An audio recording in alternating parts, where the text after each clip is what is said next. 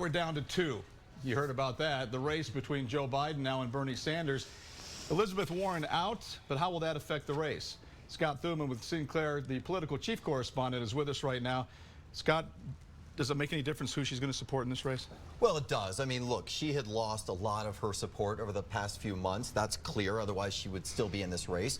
But there is still a contingency that believes in her message, believes in that kind of attack on the wealth, and that there needs to be more economic equality.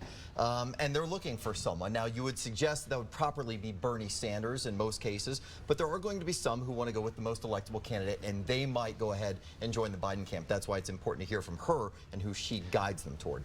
And although it got a little contentious between her and Bernie during the debate, so I don't know how hard feelings, or are they still friends? Or well, you know, you always look to Twitter immediately after one of these things to see how it's going to play out, and right away both Bernie and Biden just lavishing her with praise. Everyone's saying, oh, bygones are behind. Bygones. Absolutely, because it's about votes now, right? They want her support, so they're going to say how amazing she is as a fierce fighter on behalf of the middle class, and how much they praised her campaign. So now we don't have 7 or 8 candidates up there with a lot of different views. We got 2.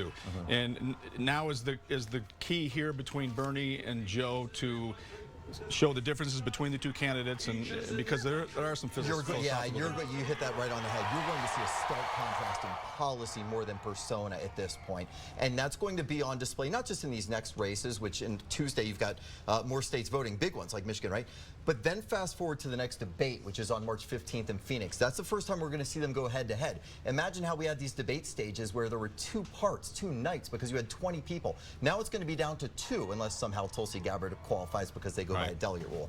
That's going to be a huge shift in why we view this as a race. Well, they'll have a bigger platform to talk about their views because there's not as many candidates, and they don't need to take up. It should be more substantive, more policy talk, which is what people say they want, even though we know they like fighting. Same reason they watch NASCAR racing. We'll see. Thanks, Scott. Appreciate it.